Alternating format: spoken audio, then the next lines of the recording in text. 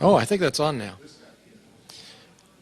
So I've been here like for 4 full days now, doing my thing up here, told all my friends, hundreds of folks, hey, you got to go to citizenshearing.org, you got to do the live stream and all that. And I was here late Tuesday night, just working on the online class that I teach. Stan Friedman said, will you introduce me? So I introduced him. That's the only thing any of my friends have noticed that I've done here, like in the whole 4 days. Oh, I saw you introduce Stan. So, don't mention his name while I'm on the I know, I thought I would do that too. 2 of the premier researchers into Roswell, and they don't necessarily agree on anything, or everything anyway. That's what I meant to say. I'm really tired, can you tell? I got Danny Sheehan for a roommate, and 2 things, I'm up talking theology till 3 in the morning, and he has apnea and snores like an 1800 steam engine. So, between the 2, Danny's great. All right, here we go. I'm pleased to introduce Eric Helm, Steve McKenzie, and Kevin Randall, the authors of over 100 books. This guy doesn't just write about Roswell. He's got 80 science fiction books, something like that, 90? No, not 80 science fiction, but military, adventure, science fiction, great stuff. You really want to go buy one of each of them. Get them all autographed here before you leave. This gentleman is an American hero. He served in both Vietnam and in the Second Gulf War. And absolutely, a mild round of applause. Standing ovation will come after his presentation, right, guys? He flies helicopters. I don't fly helicopters. Anybody else in here fly a helicopter? I can't imagine how you learn to do that. He was a public affairs officer. He was a general's aide. And he was a real honest-to-God intelligence officer. He's the John Alexander of Roswell. That should have got a laugh. Anyhow, and he got the Combat Action Badge in Iraq. I got a bachelor's, an MBA, and a PhD. He has 1 more degree than that. He has a bachelor's, 2 master's degrees, and the PhD. Ladies and gentlemen, Dr. Randall. I thought he was just going to say, here's Kevin Randall, he'll be talking tonight. If we could have a slide, see if that'll work now. Yeah. And we didn't get the full effect. Well, I'm going to be the 3rd one talking about Roswell. So you've heard Stan's version of it, you've heard Don's version of it, now you'll hear my version of it. I'm going to do something a little bit different because I'm going to try to talk about some of the claims the debunkers make and how they're not really quite valid. So we know this whole thing began with the headline, the Roswell Army Airfield captured a flying saucer in the Roswell region.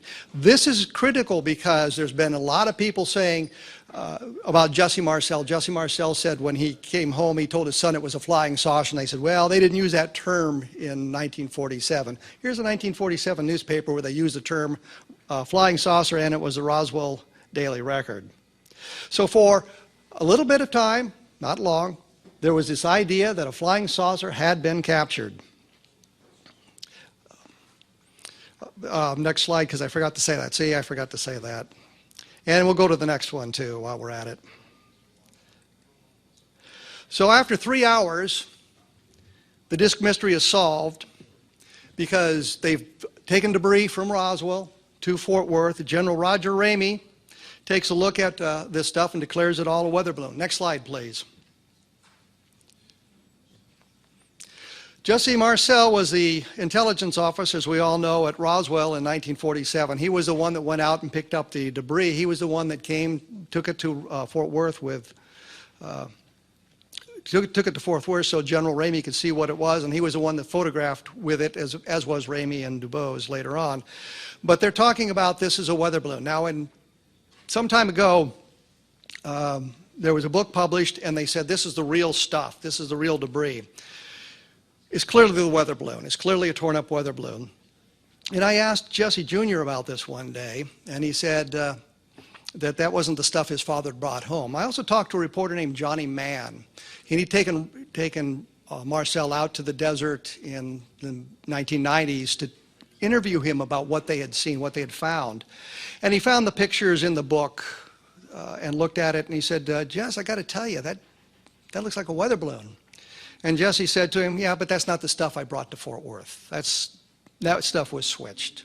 And we know that it was switched based on testimony from others. Next slide, please.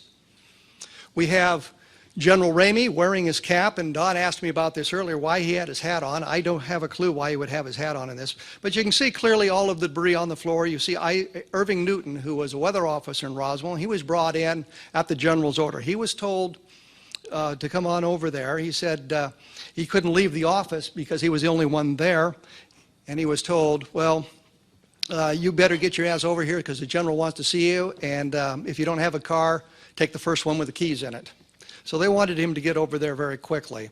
And that was so that they could come up with this balloon explanation. Next slide, please.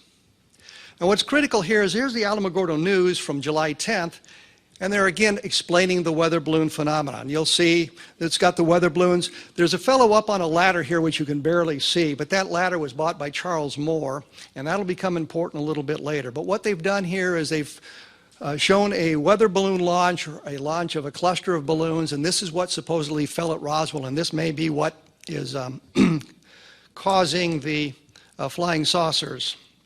Next slide, please. There you get a better shot of the guy on the ladder and launching the weather balloons from the newspaper. Next slide. And this is what the array looks like laid out there. And this is what we call the Alamogordo solution, simply because these balloons were launched from the Alamogordo area. And that was why the people in Roswell may not have known what it was. Next slide, please. Charles Moore was an engineer or a scientist working in Alamogordo in 1947 with what was called Project Mogul. This is the explanation that the Air Force offered in 1995. If you remember, in 1947, we saw the pictures of the weather balloon stuff, and that's what they said it was. Well, don't worry about it, it's a weather balloon. Then in the mid-1990s, they reinvestigated Roswell. They said, well, we lied in 1947, it wasn't a weather balloon, it was a weather balloon. They just attached a new name to it. It was Project Mogul, this highly classified event that was going on in New Mexico, and that's why everybody didn't know with it. And as Charles Moore was one of the engineers on that project. Next slide, please. So what Moore was saying in the mid-1990s is that Project Mogul was highly classified. Nobody knew the name of it, nobody knew what was going on. He said that the Roswell debris came from flight number 4. They had been launching a series of flights. The first 3 were done in New Jersey. They moved all their equipment to New Mexico, and then they began launching these arrays of balloons. And what they were attempting to do was create a constant level balloon that would be trapped in the acoustical level that they postulated in the atmosphere, like the acoustical level that you find in the ocean. And if they could get a balloon that stay in that acoustical level, if the Soviets detonated an atomic bomb, they would pick up the sound of that detonation. So what they were attempting to do was create this constant level balloon and make sure that it could detect explosions on the ground. So they were detonating stuff in the White Sands area as well. And they had winds aloft data that showed the flight of the balloon, so they could prove what was Project Mogul. Charles Moore had calculated this based on the winds aloft data and all of this. Next slide, please. Well, the first thing we have to know is that the purpose of Mogul was classified, but the experiments in New Mexico were not. The flights and experiments in New Mexico were of the off-the-shelf equipment. They weren't doing anything to keep it quiet. In fact, the fellows in Alamogordo, the scientists there, had gone to Roswell to request their assistance in tracking their balloons. The FAA required that they make notifications of the flights, NOTAMs. You've got a 600-foot-long balloon array floating through the atmosphere. This could clearly be a hazard to aerial navigation. So they were required to file NOTAMs. This is how classified it was. They're announcing it throughout the Southwest that these things are going to be flying. And as I said, Charles Moore had gone to the Roswell Army Airfield to ask for help in doing this. So we know that it was supposedly highly classified. Moore said it was so highly classified, he didn't even know the name of it. He didn't know people on the project didn't know the name of Project Mogul. Next slide, please. This is from Dr. Albert Crary's diary. Dr. Albert Crary was the leader of Project Mogul in New Mexico. This is published in the Air Force Explanation.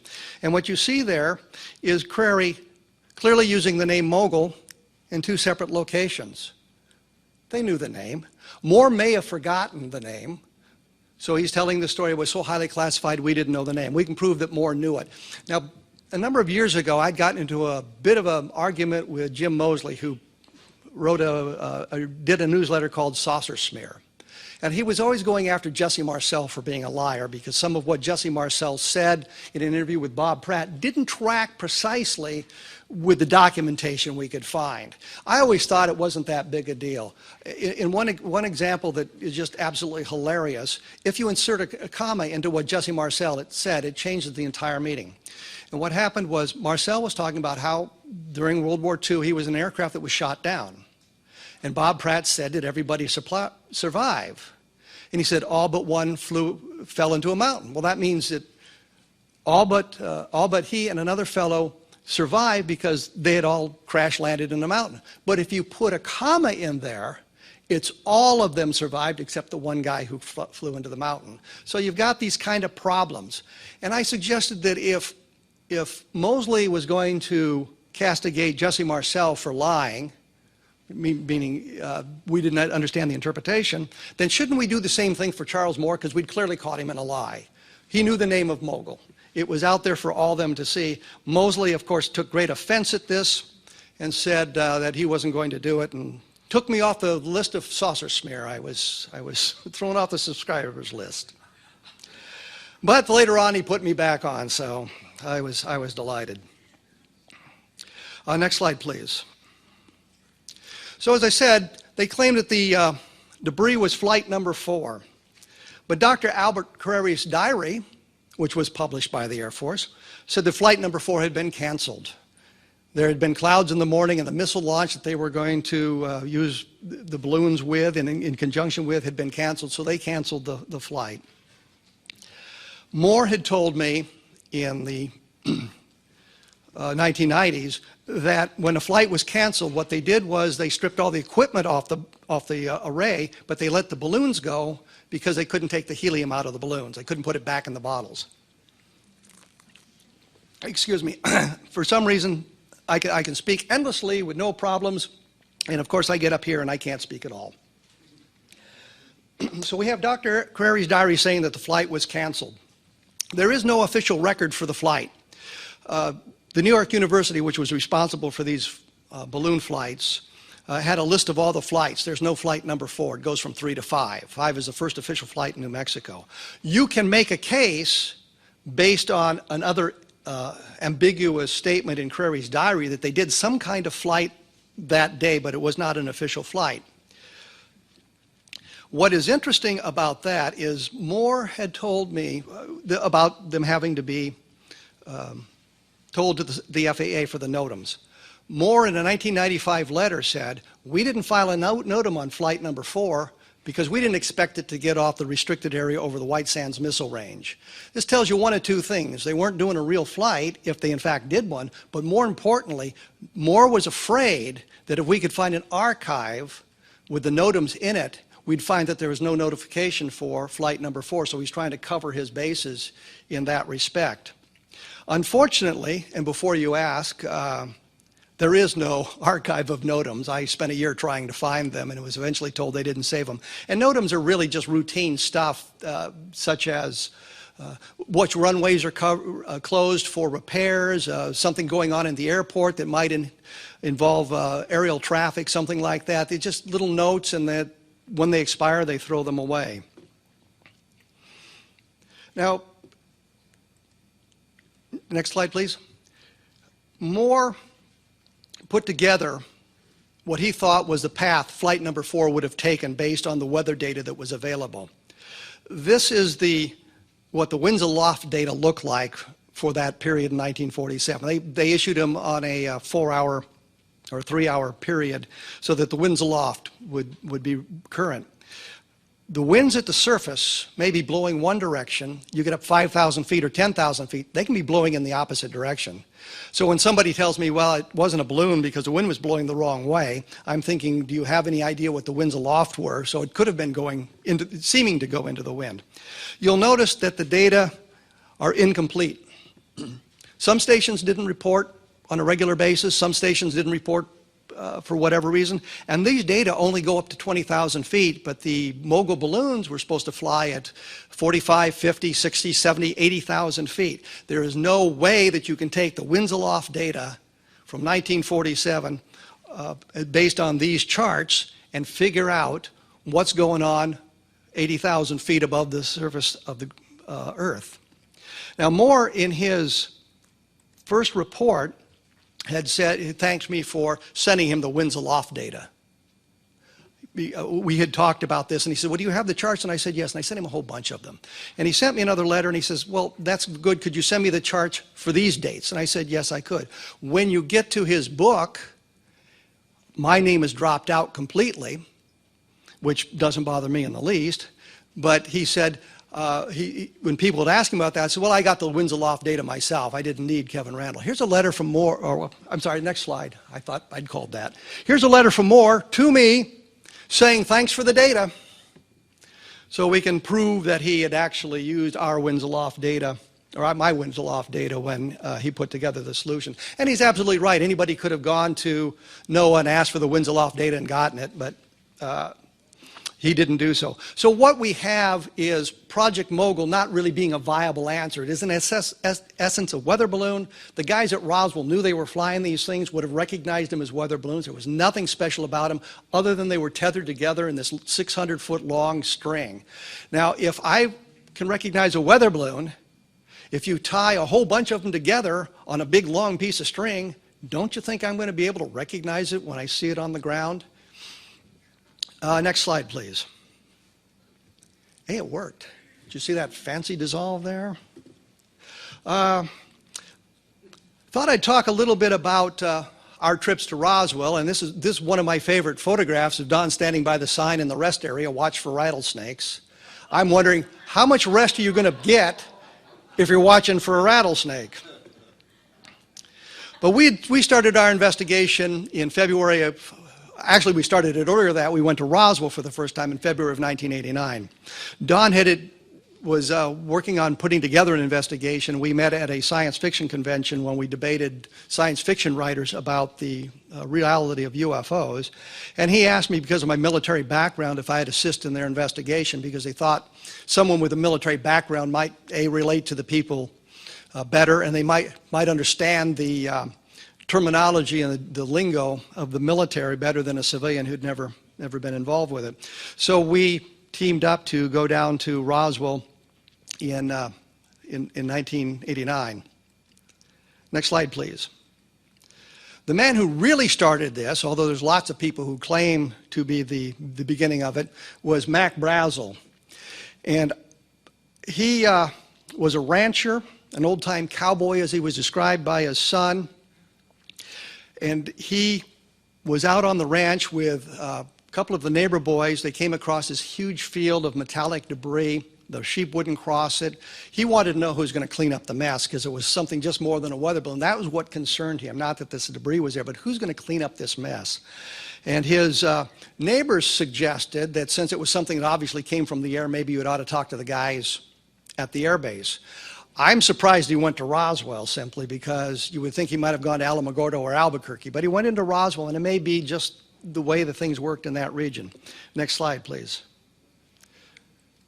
So you get a look at what Mac W.W. Brazel looked like as his old-time cowboy. He passed away in 1963 without really telling anything about this, except mentioning some things to his son. He once complained about being held in jail down in Roswell, and he had told his son that he couldn't really talk about what he had seen because he'd told him he wouldn't talk about it. And I've always felt in this case, Brazel hadn't been threatened. He was simply asked to keep it quiet. And Bill had suggested that his father was such a guy that if you asked him something like that and he gave his word that he wouldn't talk about it, he wouldn't talk about it. So even to family members, Mac Brazel never really talked about it. And here's a guy that's kind of key to this whole thing. We never had an opportunity to talk to him about it. We get what he said from family members and what he was like from family members, but we really don't get his take on the whole thing other than a few bits and pieces. Next slide, please. So in 1989, Don and I went down to Roswell to investigate the case. We ended up in Albuquerque. We were going to meet with some people who might know something about it, and they turned out to be really New Age oriented and didn't know much about UFOs and didn't care much about UFOs and weren't much help to us either. We were going to meet with Frank Joyce, but he was sick that weekend, and he said, well, I really can't meet with you guys. And I'm thinking at this point, this is really blowing up in our face. We go down to Roswell, we talk to Cliff Stone, who supposedly knows something.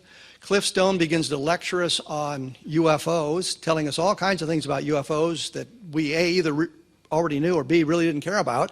We were concentrating on Roswell, and he's going off about the Chilean Air Force chasing UFOs and all of this other ancillary stuff. But he said one thing that was kind of interesting. He said that the debris field where Mac found this thing was out by 2 twin windmills. And I think, well, here's a heck of a clue. How many twin windmills can there be in New Mexico? And the answer is about 8 billion. Every time you turned around, there was a twin windmill. And not only that, there was some triple windmills, quadruple windmills. It was just unreal.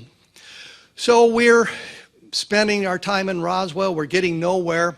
It's now Sunday. The last thing we're going to do is we're going to go meet Bill Brazel in Carrizozo, New Mexico. This is Bill Brazel in 1989. And Bill sits down and we chat for a minute with him, and he finally says to us, my dad found this thing, and now we're off and running. But the point is, Bill had told his wife, and he later told us, that if he kind of liked us, he'd help us out, and if he didn't, well, he'd just kind of blow us off. So we lucked out. We convinced him we were nice people. We weren't going to make fun of him, even though he was an old-time cowboy too. And Bill Brazel told me one story that I just think was great. But there's actually two. One is his cousin, Wayne Brazel, is the guy who killed Pat Garrett. Pat Garrett is the guy who killed Billy the Kid. And they got into a big argument over ranch land in New Mexico, and Garrett was going to buy the land, but he was supposed to buy Brazel's sheep, and Garrett apparently gave him a short count on it, so there was all kinds of animosity there, and they're riding into Las Cruces, and Wayne Brazel gunned him down. He was tried and acquitted. And I've read a couple of books about the Lincoln County Wars and what's going on in Lincoln County, and these historians are always saying, well, we don't know what happened to Wayne Brazel. So we're riding out with Bill Brazel. Next slide, please. We're riding out with Bill Brazel in his pickup truck. And I said, do you know what happened to Wayne? He says, oh, yeah, I moved to Arizona. He said, my dad and I used to go over and visit him. So you get all this stuff about, well, he went to South America, he was killed by bandits down there and all this nonsense. And none of these brilliant historians ever thought to call New Mexico and talk to the Brazel family and say, what happened to Wayne? Well, he moved to Arizona. So this is probably one of the only pictures, and I took both of them, of Bill Brazel on the debris field. So people say to us, well, you guys got the wrong place. You didn't know where it was. Here's Bill Brazel basically saying, this is it. I found some of the debris right here. So we're pretty sure we got the right place. And as we're going out to the ranch in his pickup truck at 8 o'clock in the morning, and Bill's driving, and he says, you boys want a beer? And I'm thinking, not really. And Don, of course, being a teetotaler, says, not at all. And Bill pops one open, and he's sucking it down. And I thought, well, to be neighborly, I ought to drink one with him. So I'm drinking warm beer at 8 o'clock in the morning, and I really don't care for beer that much either. But Bill takes us out to the debris field, and so we know where it is. And he described what he had seen. He described where he'd picked up the debris and that sort of thing. Next slide, please. And that's where he took us, to that very place. My computer here is not working. This, from the hill up there, down through there is where the gouge was that they talk about in some of the books. Bill Brazel talked about the gouge through the area that it looked like it had hit at one end, it widened out, and then it narrowed again as if the thing had bounced out of the field and the debris was scattered around like that. And he told us exactly where it was. Now, sometime later, Don and I took a scientific expedition out there, the first archaeological expedition out there, and the landscape seemed to have changed from the time we'd been there before until the time we got back. And we thought, well, we're on the right place, we think. And one of the things they did was they put all these flags, archaeological flags, down where we thought the gouge was, measuring it out 3/4 of a mile, and then we dug test holes all around looking for debris or any samples of it. And once we were done, we picked all that stuff up and we left. Sometime later, we took Bud Payne, who was a judge in Carrizosa, who had seen the military attempt to clean up the debris field out there. And he took us out to where he remembered the gouge was and the debris where the debris was. And as I was getting out of the pickup truck, I looked down and there's one of the flags. We were inside the same 3/4 mile stretch. We'd missed one of them as we picked them up, but he'd put us on the same stretch of land and said it goes that way. And so we're very confident that we found the right place. But this debris field was just metallic debris. It didn't seem to have the variety of materials you would expect in some kind of an aviation accident. It was just limited to a number of things. Bill Brazel talked about the foil that you could wad up. He talked about a piece of light wood-like material that was about the size of his hand. He said he tried to get a sliver off it with his pocket knife, and he said he used his pocket knife to cut barbed wire, so it was pretty sharp, and he wanted to get a sliver to see if there was any stratification there, and he couldn't even raise a sliver off it, and he said it was had the same density of balsa wood. So you hear people talk, well, these mogul balloons had balsa wood in them, and they're talking about finding balsa wood. No, they're not talking about finding balsa wood. They're talking about something that has like the density of balsa wood, but it's much stronger. He couldn't break it. And then he talked about what he called monofilament fishing line. And he said if you shine a light in one end, it would come out the other. Well, that's obviously fiber optics, which they didn't have in 1947.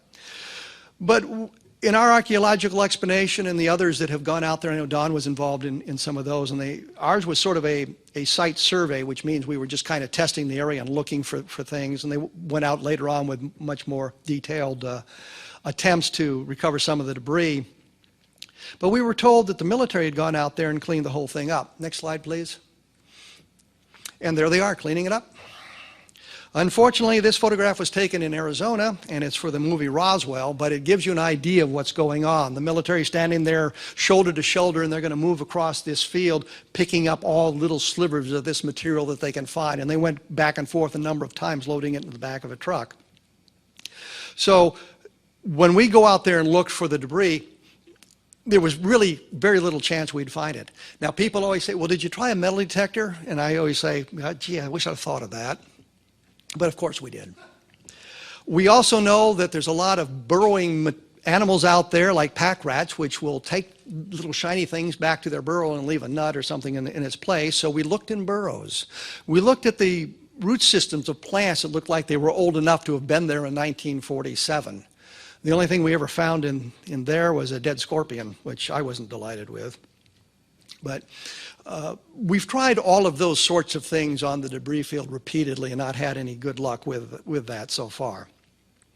So once we got to Bill Brazel, I realized, and I think Don realized, that there's more to this story than just these bizarre little tales told by some people or some wackos in Albuquerque.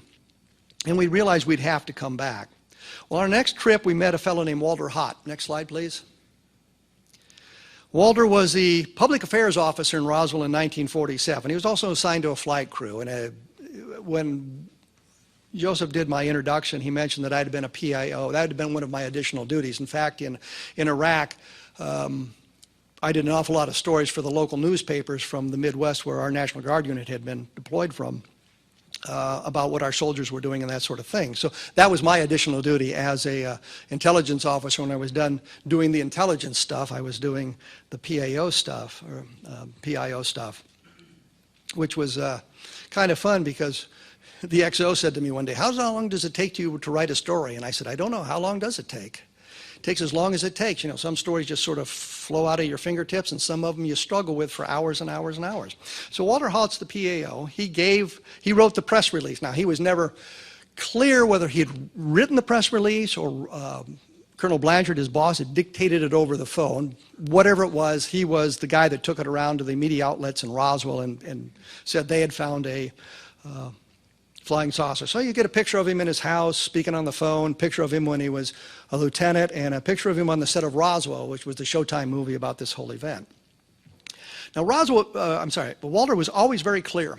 He had never seen the bodies. He hadn't seen anything. All he did was write the press release. Then, around 2000, he began to talk about how he had actually seen some of the bodies, and he'd seen a lot more than he had let on.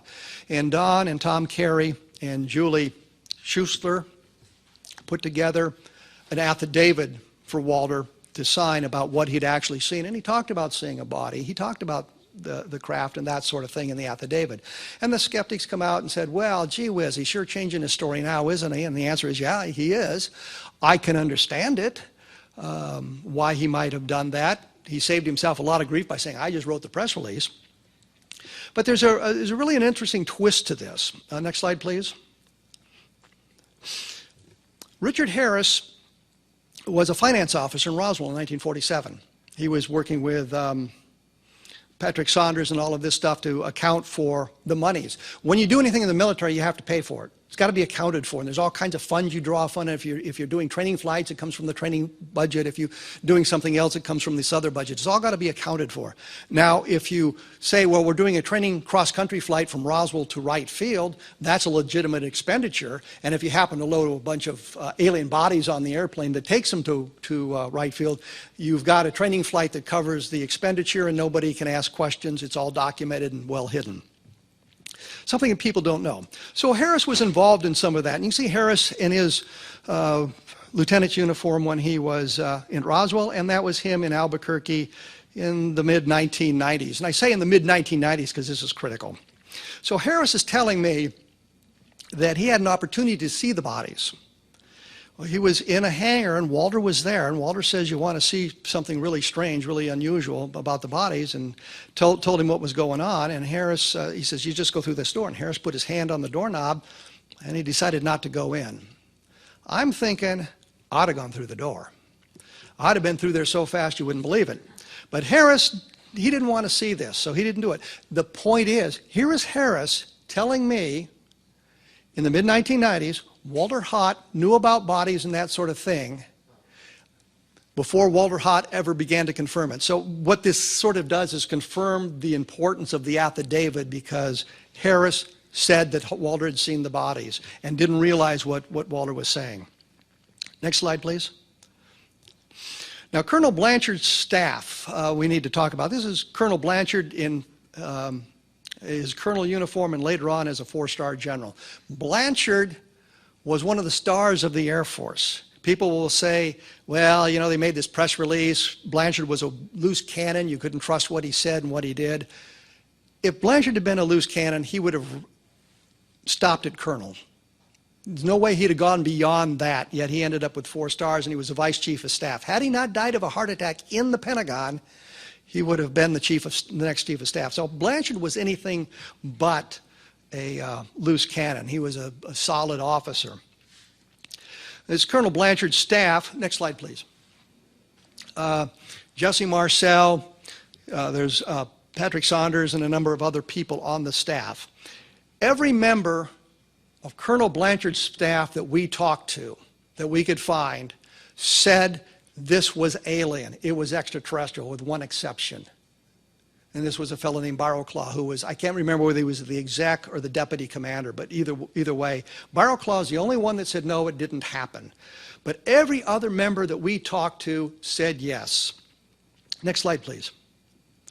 Patrick Saunders was the base adjutant in 1947. He was the guy that was working, actually the finance officer, Harris, was working for him.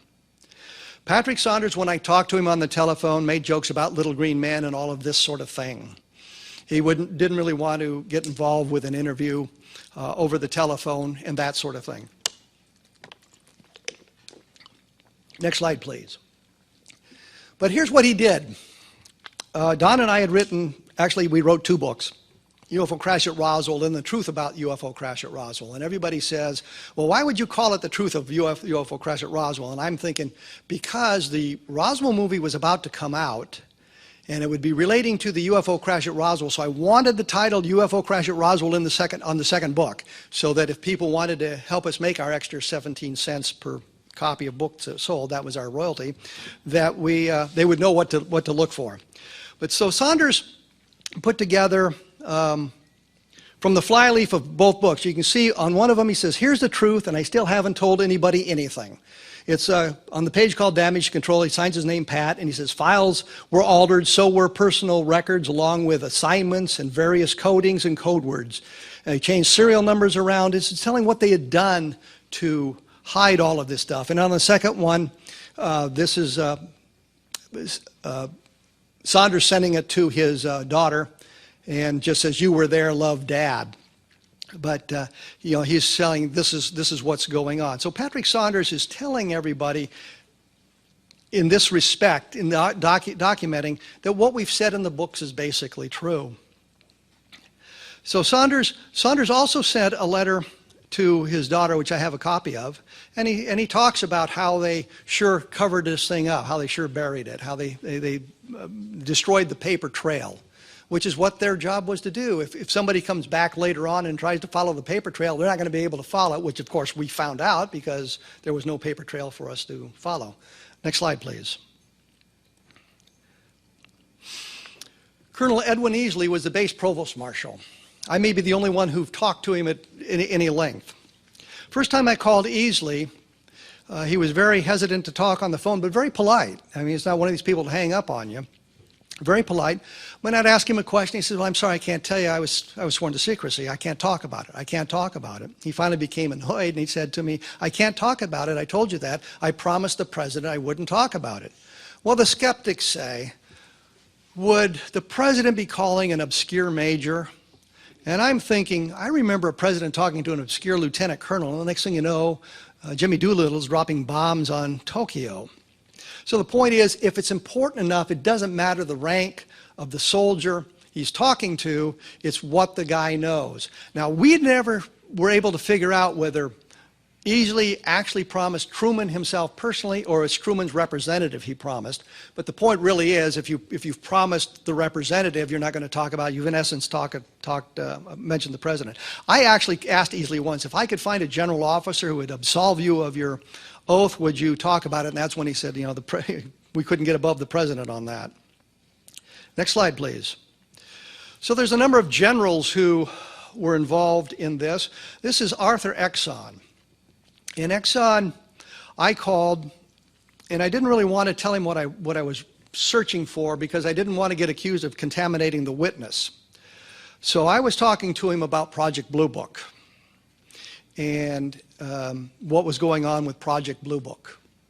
And he told us, actually, and something that didn't come out, was that in the 1960s he would get a call from Washington, D.C., because he was the base commander at Wright-Patterson Air Force Base. And when you think of the base commander, think of the mayor of a city. That's what the base commander is. And in fact, in the Army, they now call it the mayor's cell. The guys that take care of the facilities and all of that kind of stuff. So he was the base commander, but he'd get a phone call and he'd say, "We need an airplane." And the guys would come in on commercial flights to Wright Field, get on an Air Force airplane, go out to investigate some kind of a UFO incident, then fly back into Wright Field, and then get on commercial flights to go back to their bases. Well, that way you can't track where they came from or any of that sort of thing. But Exxon was very clear about that. Exxon finally starts talking about the Roswell case. And what we learned from him is that although he didn't see the stuff personally, he knew the guys who were involved with it. And they would tell him, "Yeah, we don't know what this stuff is." Talk to him about the bodies. He said he knew some of the people that photographed that residue from Roswell. I mean, this is in our first conversation. Don, and then later Tom Carey and Don interviewed him frequently about what he saw and what he knew. He talked about a committee. He called them the Unholy 13, who oversaw all of this stuff and gave us the names of some of the people who were involved in it, which don't, I mean, some of it responds to or corresponds to MJ-12, but not all of it. But Exxon wasn't confirming MJ12, he was just saying there was this oversight committee. I know that some people believe MJ12 is real. Some of us believe it's still very controversial. So Exxon's testimony really doesn't corroborate MJ12, but it corroborates the committee. Next slide, please. This is Thomas Dubose. You'd seen him earlier in a photograph. This is him with Don Schmidt, because for some reason, when Don goes out on an investigation with me or with Tom Carey, Tom and I are always taking the pictures. So we have lots of pictures of Don on the investigation, but Tom and I have no pictures of us doing the investigations because we're always doing the photographing. But Dubose was in Ramey's office. I mean, we saw him in there with the balloons. And he said, that residue on the floor, that's not what came from Roswell. They switched that stuff. And so here's a general officer who's telling us that the balloon explanation was a put-on job done to get the reporters off General Ramey's back. He also said that he was in charge of the base because Ramey was off that day or was somewhere else, so he was in essence in command. General Clements McMullen, who was the deputy commander of Strategic Air Command in 1947, called him and wanted him to get some of that stuff brought to Washington, D.C. So he talks about the courier flight from Roswell to Fort Worth, how they hand carried it from the airplane from Roswell to the airplane for Fort Worth, and the guys take off. I believe it was Colonel Al Clark who took it to Washington, D.C. so they could see it. So Dubose confirms all of this stuff, that the residue was changed, there's something really unusual going on. There was a lot of interest from Washington, D.C., which there wouldn't have been for a weather balloon. In fact, next slide, please. I was talking about how we can see him in the office. The guy without the hat is Thomas Dubose. So he's sitting there looking at it. So he knows what's going on there as well. Next slide, please. Now, before you get excited, this is not a picture of the alien. This is actually from the movie Roswell, and it's on display in the museum in Roswell. And what cracks me up is, if you remember Bob Guccione from Penthouse Magazine, he's making a big deal how he's got the authentic pictures of the Roswell alien, and they're going to publish them in their magazine. And I understand he paid $200,000 for them. I'd have sold him a picture for $2.50. But the alien in his pictures in his magazine is that exact mock-up from the movie Roswell. You can match up the wounds on the head with the pictures in the Penthouse magazine. So Guccione, that may explain why Penthouse isn't being published anymore. Next slide, please. One of the first people to talk about the alien bodies was Sergeant Melvin Brown. He, I guess, immigrated to England and stayed there after his military service. And he told his family a little bit about what he had seen and what he had done in the military. So you can see a picture of him in the yearbook, and you can see a picture of him later in life as he moved on. Next slide, please.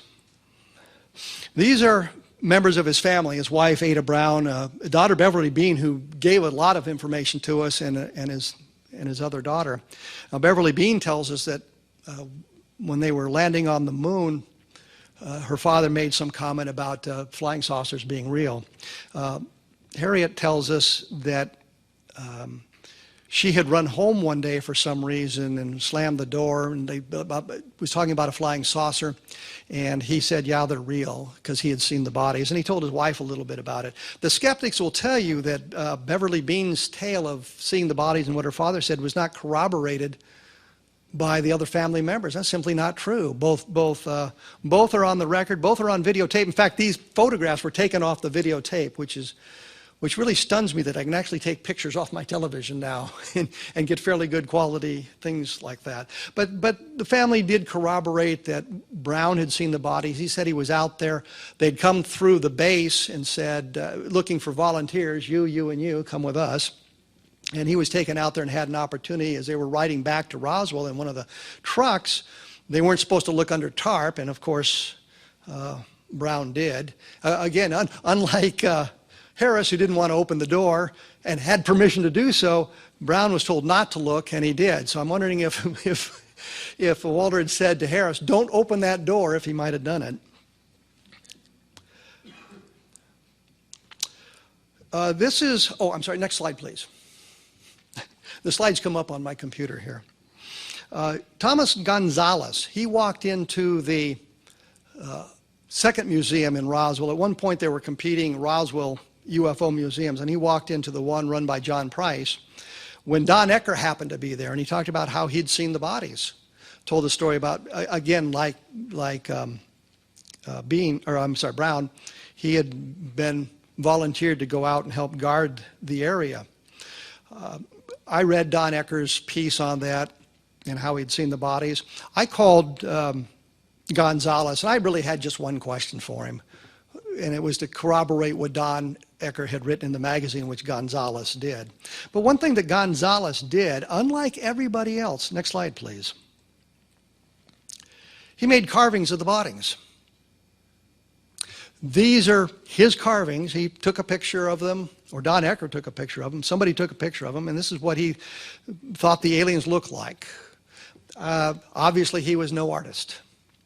But we have something from one of the guys who was there involved with the bodies, who did something prior to all of this stuff going on. Later on, he came forward and he said, yes, I was there and I saw that stuff. But he's the one that made, took the pictures or carved these things.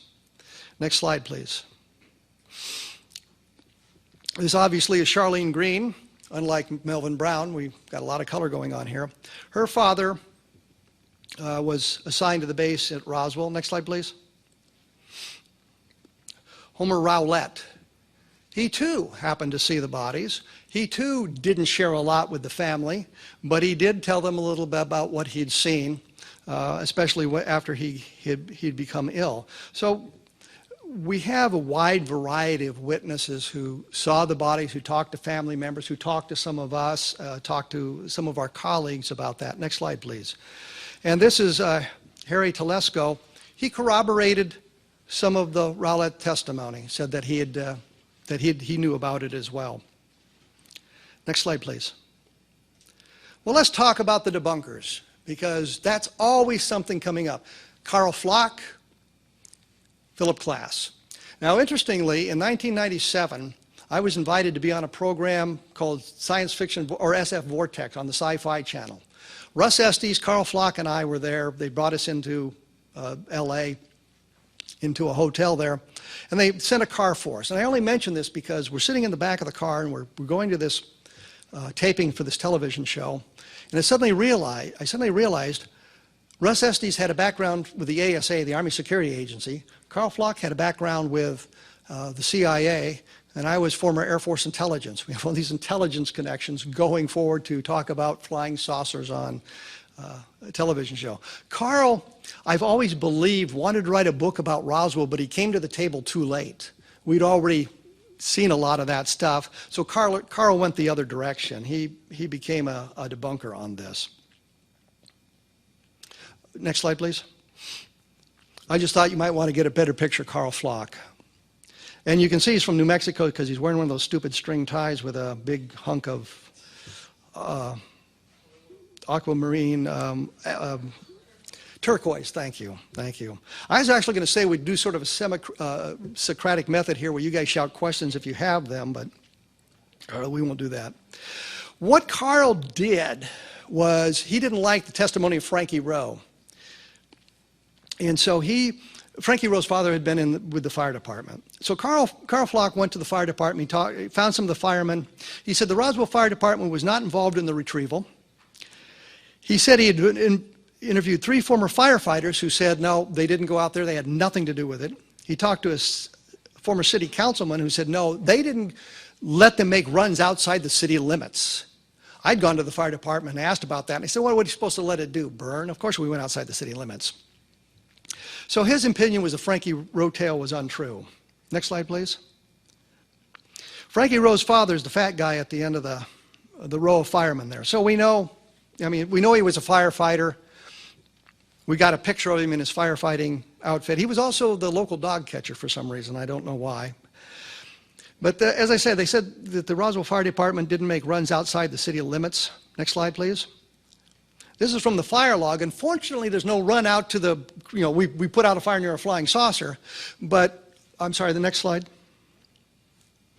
This is from the fire record for June of 1947. And the top one actually says outside the city limits. So clearly they went outside the city limits. We can document it. So the city councilman who was on the city council in the 1950s really had no idea what they were doing back in 1947. Next slide. Frankie Rowe actually showed up after one of our lectures and was talking about how she'd had an opportunity, or she knew a little bit about this, told us some of the things that her father had told her, and that sort of thing. Next slide. So what we did was we found one of the firefighters, and we re-interviewed him, this fellow named J.D. Smith. He was like 904 years old at the time. We talked to him. Seemed to be very sharp, was a little annoyed that I had called him. And I was talking to him. He was giving me basically the same story that he'd given to Carl Flock. He said, no, we didn't go out there. We had no reason to go out there. None of our people went out there. And then I asked a question that apparently Carl hadn't asked. I said, well, do you know Dan Dwyer, Frankie Rowe's father? He says, oh, yeah, he went out there. I said, what?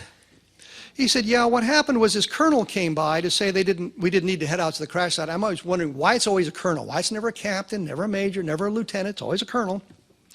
And let me tell you, colonels have more important things to do, like telling other people to do this stuff. But a colonel came by and said they didn't need to go out to the crash site because the Army had it covered. And he said, but Dan Dwyer did, went out in his private car. Said that Dan had seen the craft, seen the bodies. So what Smith had done was confirm Frankie Rowe's testimony. Their father had gone out and seen everything. And I'm wondering, Carl got the information that he wanted, which was the fire department wasn't involved, and then he didn't ask the next question.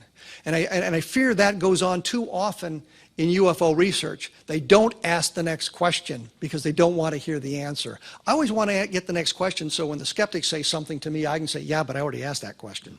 So Smith confirmed Frankie Rowe's testimony. Next slide, please. We had Bessie Brazel, which was the daughter of Mac, and she was interviewed, and she said, no, she was at the ranch at the time. She'd gone into Roswell with her father on the Sunday with the debris. He said nobody followed him back out. That Mac never went back into Roswell. He wasn't gone for a number of days because if he disappeared for a number of days, his wife would have been really annoyed at him. And she said that they picked up all the debris, it filled 4 burlap bags, and they threw it under the porch. And that was the end of it. So the skeptics, of course, take the testimony of Bessie Brazel because it's what they want to hear. They don't say, well, if Mac Brazel didn't go back into Roswell, how did the Roswell Daily Record get pictures of him in Roswell? How do you have Major Edwin Easley say that Mac Brazel was held in the guest house for a number of days? You have Bill Brazel saying that he saw a story about his father in the newspaper. He went down to the ranch because he knew his father needed help, and his father was gone for 4 or 5 days before he came back. So you've got all these discrepancies. Next slide, please. Bill told us, of course, as I said, that Mac was alone. He said there was no evidence that she accompanied him to Roswell at the time. And the newspapers, as I said, proved that he did go back to Roswell. And the evidence suggests, and this is the evidence given by Jesse Marcel Sr., given by Bill Brazel, given by a number of other people, that there was a lot more debris than what she talked about being scattered on the field.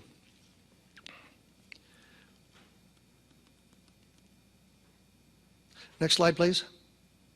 I was afraid of that. Couldn't quite read my little tiny screen here.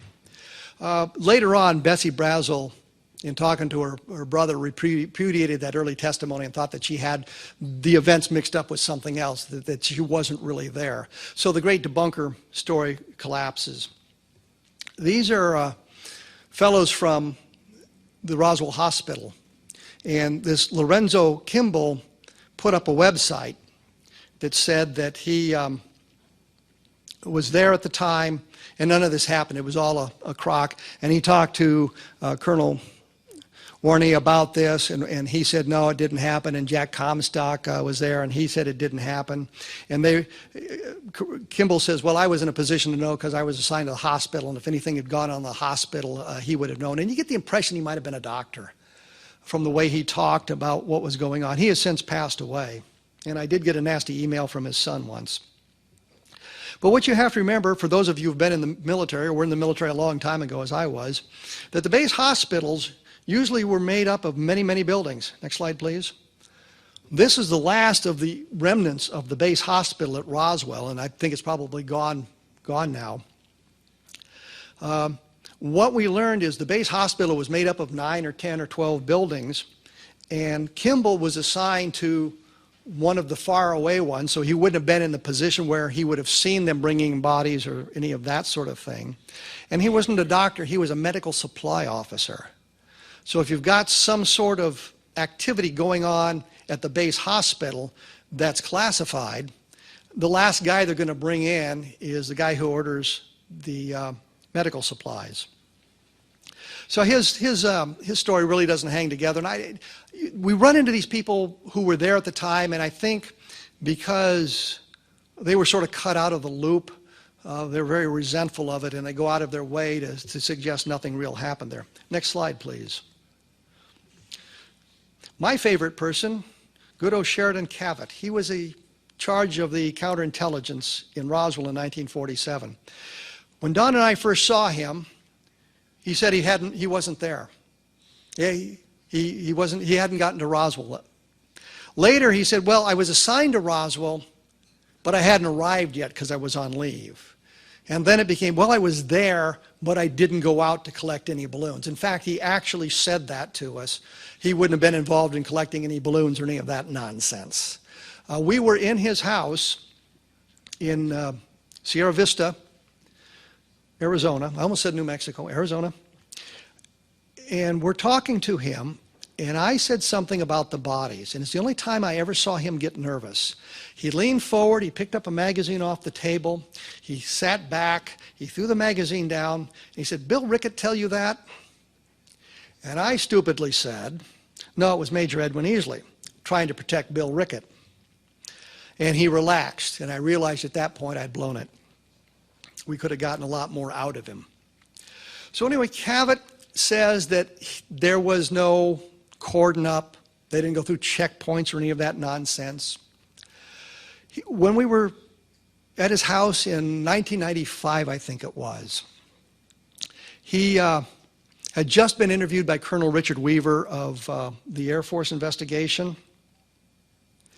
And Weaver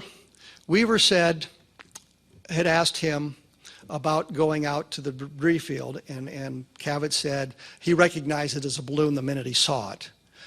The next question in the interview should have been, did you communicate this rather vital bit of intelligence to Jesse Marcel? But that's not the next question. They go off on something else. Cavett goes off on these tangents, and he says he wasn't there. We see him at his house weeks after Weaver had talked to him. I have him on tape. I said, there was a guy that went out with Marcel, good West Texas boy, knew how to ride horses, that sort of thing. And Cavett says, well, that sounds like me, but I wasn't there. He told Weaver he was. I mean, so we've got him on tape telling us a bald-faced lie. By the time we were there, he should have been able to give us the truth. Next slide, please. So this is what he said. Never picked up the balloons, never picked up the debris, was no guards, no barriers, all that sort of thing. Next slide, please. This is the one I was actually looking for. This is Bill Rickett. He said, yes, there were checkpoints. He did see the debris. He tried to pick it up. He couldn't get it to bend. He contradicted everything that Cavett said. And Don interviewed him at length. Don and Stan, I think, interviewed him. Mark Rodiger at the Center for UFO Studies interviewed him. So we've got a lot of what Rickett said. It contradicts exactly what Cavett said. Now, Cavett, of course, was the commander at the time of the CIC unit. Rickett was his NCOIC, which is the top sergeant in the shop. So we've got the two competing entities there saying different things. Cavett staying with what they want him to say. Next slide, please. So really where we are here, and I know Don likes to look at his picture, so I always try to throw a lot of them in there. And again, this explains why there's no picture of me with Bill Brazel. Actually, we do have one. So What we know is something crashed at Roswell in 1947. Everybody agrees on that. Everybody. Skeptics, debunkers, believers, researchers, everybody agrees something crashed.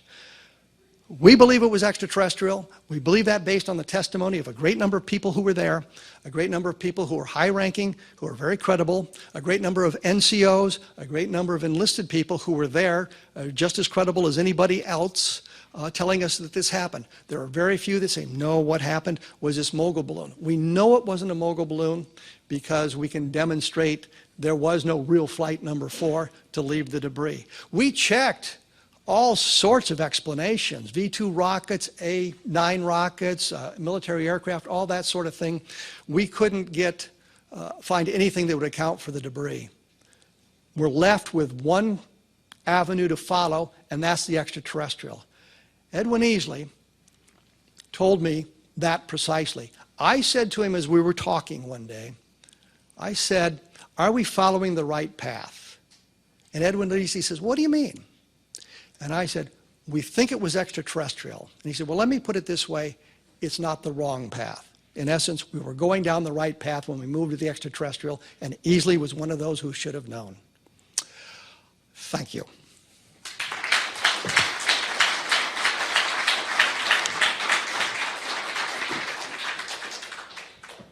And I believe I used up all my time.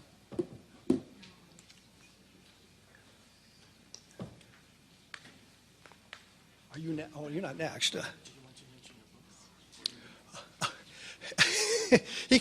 This is why Stan is so much better than I am.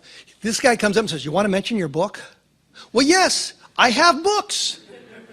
If you'd like to buy them and help me out, I would appreciate it.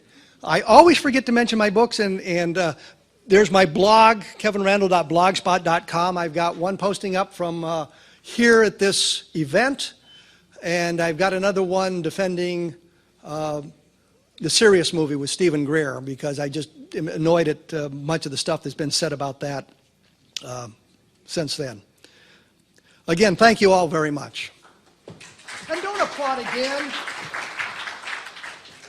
You're applauding my commercial, for God's sakes.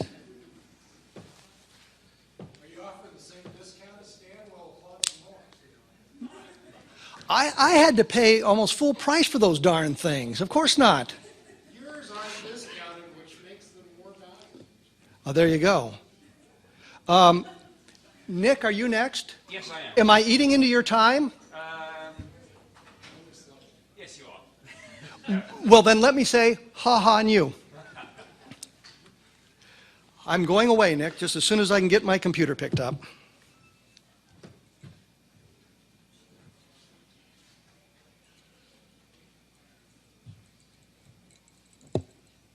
Yay.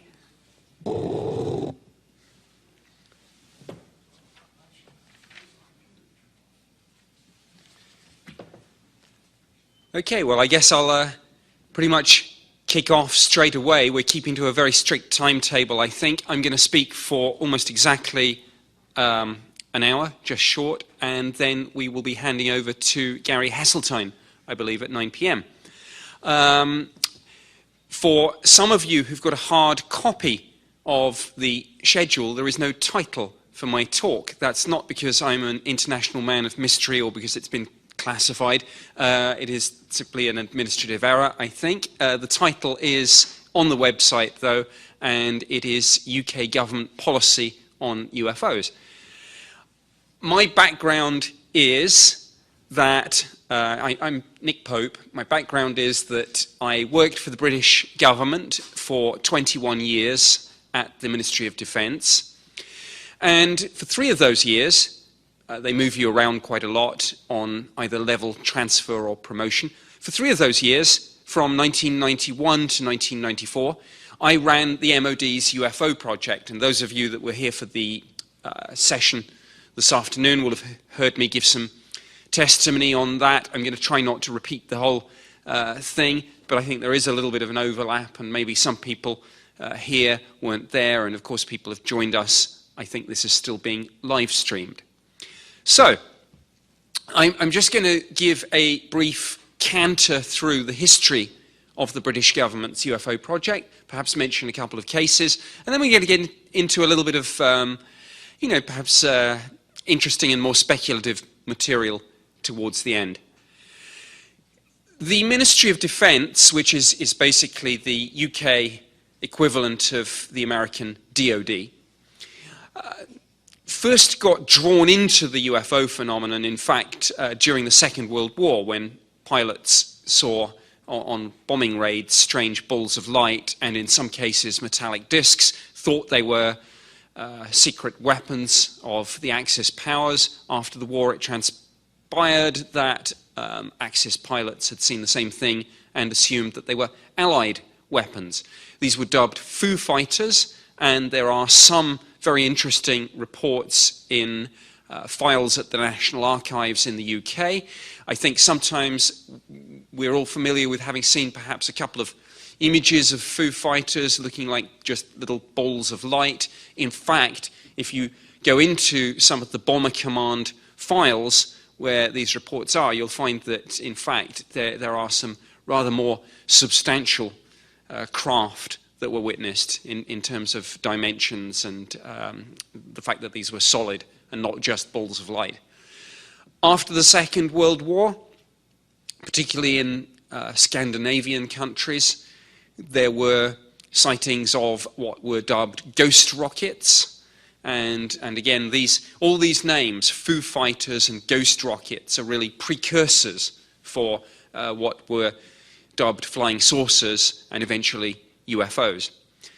MOD really got stuck into this, apart from these ad hoc issues, in 1950, when the chief scientific advisor, the great radar scientist and pioneer Sir Henry Tizard, he'd been brought back into government by Winston Churchill, and he'd been basically the chief scientific advisor. Sir Henry Tizard said, in relation to media reports of these flying saucers, as they were dubbed at the time, we ought not to be dismissing these reports without first conducting some sort of proper scientific investigation. And the British did what the British do so well. They set up a committee to discuss this, and this Ministry of Defence committee, to my mind, is, I believe, one of the most marvellously named committees in the history of the British government anywhere, the Flying Saucer Working Party. And the Flying Saucer Working Party looked into the mystery, got alongside colleagues in the United States who were already, of course, investigating this issue. You had Project Sign, Project Grudge, and Project Blue Book. The Flying Saucer Working Party reported in June of 1951, issued a very skeptical 6-page report, and it basically said that all these flying saucer sightings could be explained as misidentifications, hoaxes, or delusions. And the recommendation was that no further resources should be put into this mystery. The matter would probably have rested there, was it not for the fact that very shortly after those skeptical conclusions, there was a wave of incredibly interesting sightings over the United Kingdom in 1952, involving lots of reports from pilots, from other military personnel, sightings in particular during the big NATO exercise, Main Brace. And it transpired that UFOs were being seen not just by some of the air crews involved in Operation Main Brace, but from some of the ships too. This was, I believe, Main Brace was the largest exercise conducted by this new alliance, NATO, the largest gathering of military forces since the end of the Second World War. And there was a heck of a lot of UFO activity during it. Was it Soviet and Warsaw Pact keeping track of what NATO was up to, or was it something else? We don't know. But the fact of the matter remains that there were these UFO sightings, and the Ministry of Defence was dragged somewhat reluctantly back into the issue that it had tried to extract itself from just a few months earlier with the Flying Saucer Working Party's sceptical conclusions and recommendations. And pretty much since 1953 through to 2009, when it fell victim to defence cuts, the Ministry of Defence had in one way, shape or form a UFO project. Unlike America, Sign, Grudge, Blue Book, we never gave ours a formal name. So it was simply embedded in a wide range of different divisions, something of an alphabet soup, I'm afraid. S4, S6, DS8, SEC-AS, DAS, and over the years people have said, my goodness, there's a vast range of departments involved in the study of UFOs in Britain. Well, no, it's effectively just bureaucracies doing what bureaucracies do, changing titles, passing responsibility from one area to another. Sometimes, indeed, this research effort had an Air Force lead. Sometimes it had a civilian Ministry of Defence lead, and I was a civilian. By the time I took over this job in 1991, it was completely civilian. We had, of course, our military experts that we would defer to on radar investigations, imagery analysts when we got into looking at photos and videos, all the sorts of specialist staffs you would expect to see involved in a UFO research program. In terms of both the terms of reference, the investigative methodology, and the conclusions, the Ministry of Defence's UFO program might almost be called Son of Blue Book. I mean, we really did liaise very closely with the Americans in those early years, even down to the design of the forms on which UFO sightings would be submitted. And really, if you look at all of this, you can see great parallels between the British and the American system. The basic terms of reference were to research and investigate the UFO phenomenon, to look at all sightings reported to the department, to see whether anything brought to our attention suggested evidence of a potential threat to the defence of the United Kingdom or anything of more general defence interest. A term which, interestingly, we hardly ever attempted to define. In terms of, as I say, the investigative methodology, interview the witness, check the radar tapes, check things like the notices to airmen to see if you can correlate the sightings that you get with some conventional object or phenomena, and indeed our conclusions at the end of our investigations were pretty much the same sort of thing as you can read in Project Blue Book. Statistics have varied over the years, but I think it is a reasonable estimate to say something like 80% explained in conventional terms with high degree of certainty: aircraft lights, weather balloons, meteors, satellites, etc.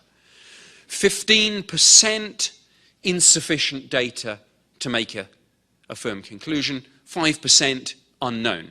And of course that's where people get excited. They say, wow, aliens. Well, of course that's not what we said at all. Unknown means unknown.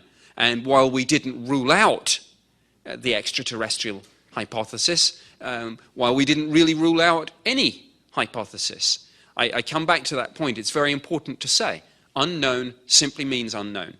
And whilst various people at either end of the belief spectrum in this subject have attempted to spin that conclusion, it really just does mean we don't know.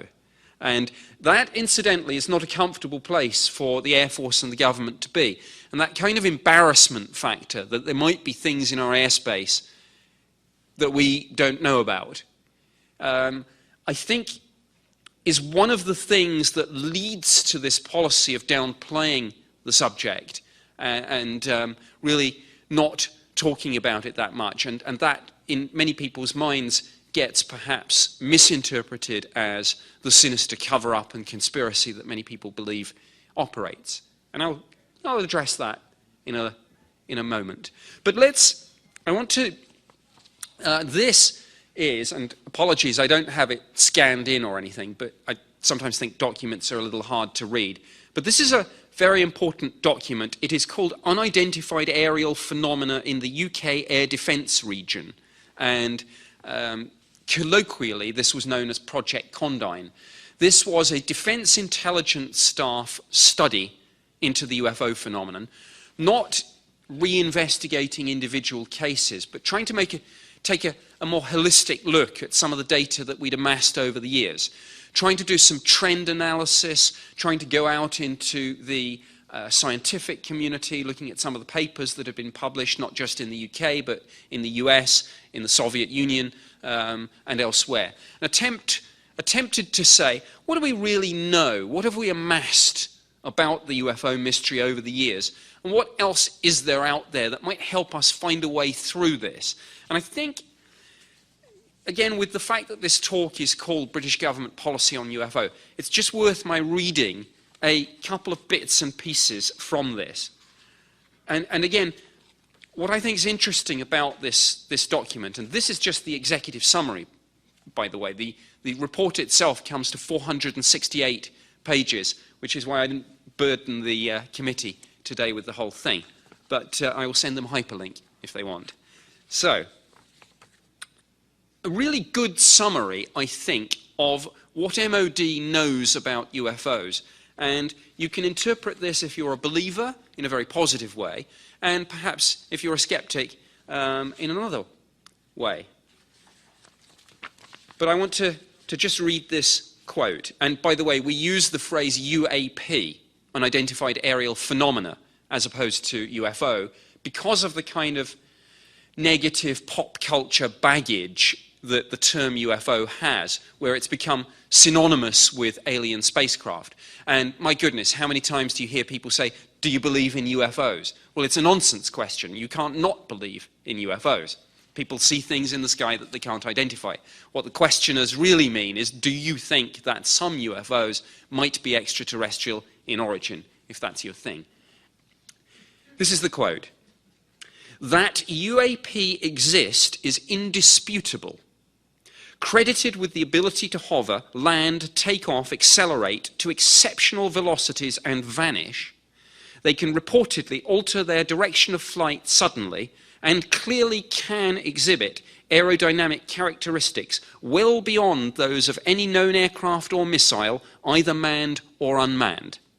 That's what MOD, Defence Intelligence Staff, have to say about this. And by the way, the original classification when this was done, secret UK eyes only. So really, with all the caveats, bear in mind, secret is just one down from top secret. So that, I think, is quite a bullish statement on that for a government department which traditionally, if the media asks about this, says, oh, we're not really interested and there's nothing to it. Again, I'll come on to spin, perhaps, in a moment. Air safety implications. A very important aspect of all this, something that underpinned a lot of the reasons why we were interested in this, was the fact that while we did take reports from everyone, and indeed by volume, most of the sightings do come from the public, just as by volume, most of the UFO material we have is unclassified. A small but rather more interesting proportion like this was given a rather higher stamp. But commercial airline pilots and military personnel consistently encounter UFOs. A disappointingly small proportion of them report it, either because, rightly or wrongly, they fear there will be adverse career consequences. One military pilot once told me, I didn't want to be known as Flying Saucer Fred in the officers' mess, so I stayed quiet. Many commercial airlines said, and I've heard this from several pilots, including senior captains, you know, yes, I had a sighting, but no, the airline said it would not be good for business, and therefore it would not be good for my job prospects in the longer term. Hint, hint. So, but we do have some reports on record. We've heard some of them, I think, this week. We have another panel, I believe, on the air safety implications, which I'm not sitting on, but we have a lot of experts who are well worth listening to. Let me read to you what Project Condign says about air safety. And again, excuse me, struggling through the executive summary here. Okay, here's an interesting quote, and just bear in mind, this was a redacted version of this was declassified and released in May 2006. But sometimes, you know the old phrase, the best place to hide a book is in a library.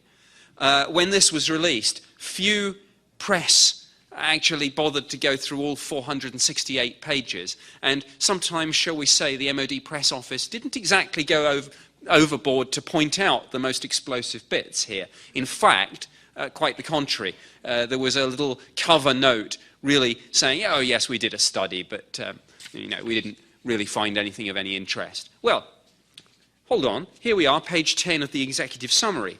Attempts by other nations to intercept the unexplained objects, which can clearly change position faster than an aircraft, have reportedly already caused fatalities. Excuse me?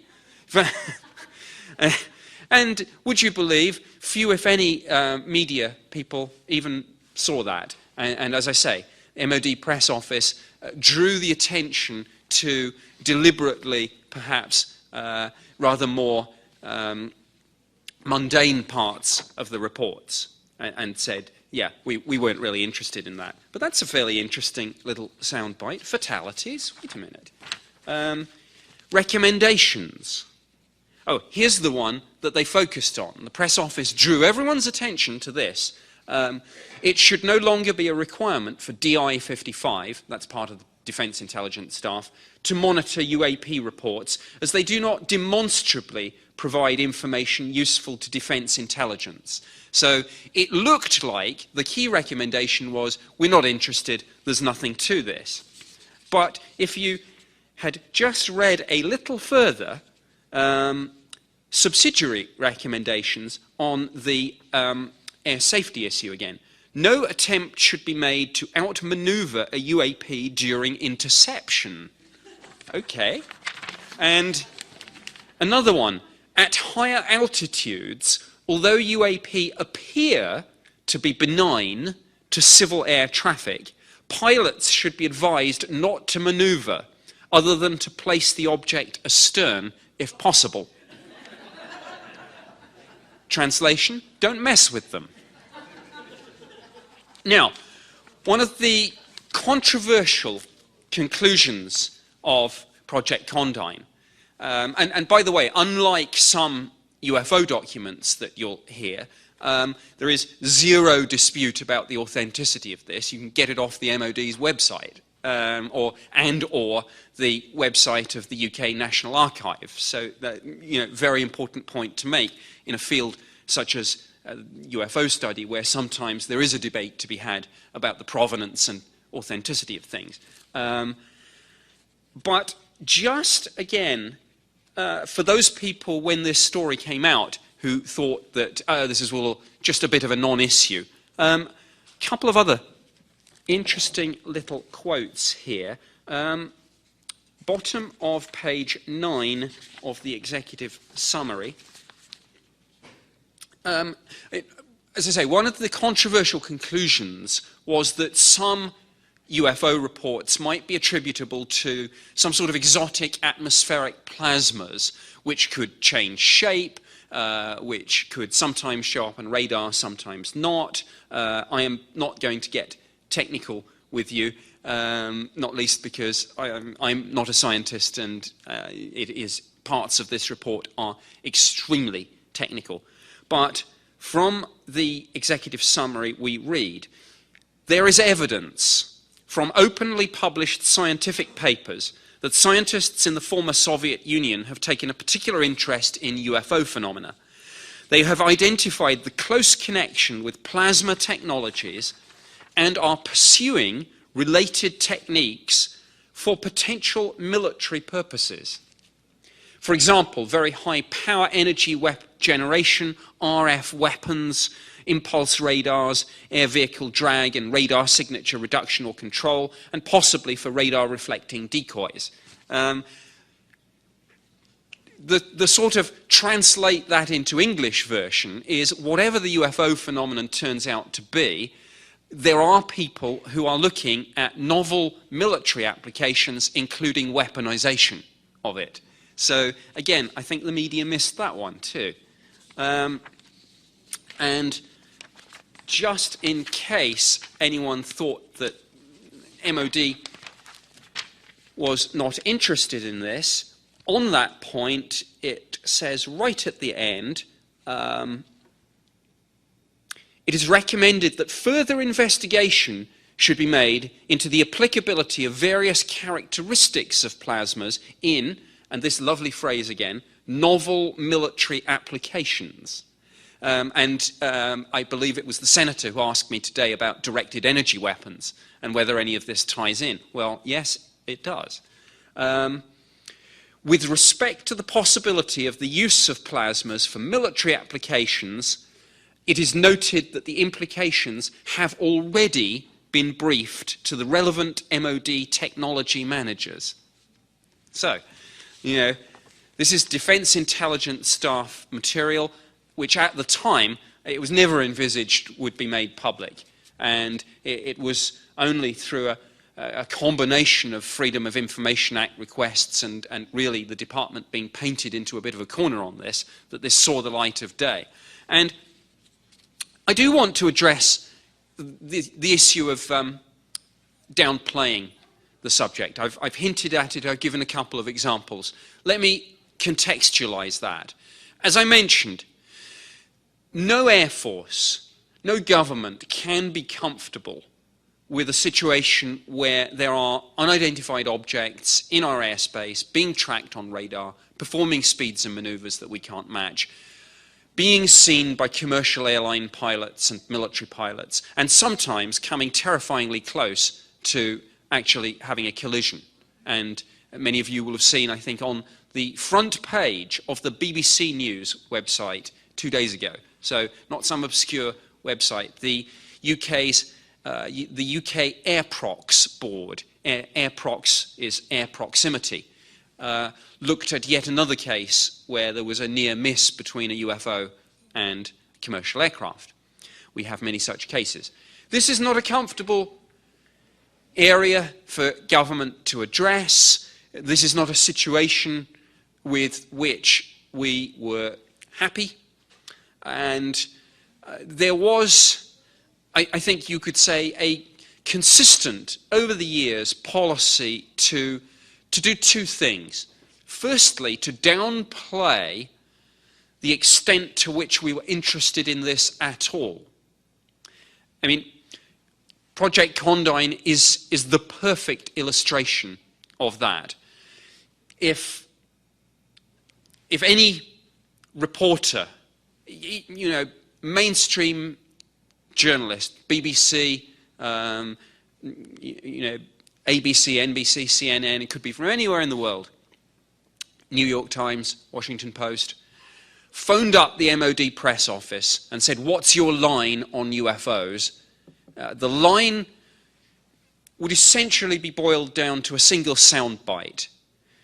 UFOs, we look at them to see if there are any defense implications, any potential threat, but we have concluded that the phenomenon is of no defense significance. And it's that no defense significance. Sometimes we used no defense interest, but that's the key soundbite. If you want MOD's public line in 3 words, that's it, no defense significance. However, you know, how does that sit with what I've just read out to you? That all the time we were telling people, we're not really interested in this, we just have a casual look, it's, you know, we don't really pay much attention, and none of these reports turn out to be interesting. And yet, behind the scenes, documents like this are being produced and given classifications just down from top secret. And people are talking about fatalities where these things have been chased by pilots trying to intercept them. People talk about novel military applications and MOD technology managers being briefed on these novel military applications, directed energy weapons, etc. Does this look to you, does that sound to you like no defense interest? Because it doesn't sound like that to me. So we had an almost, and I've heard this word, I was going to use it, someone beat me to it. It is almost Orwellian.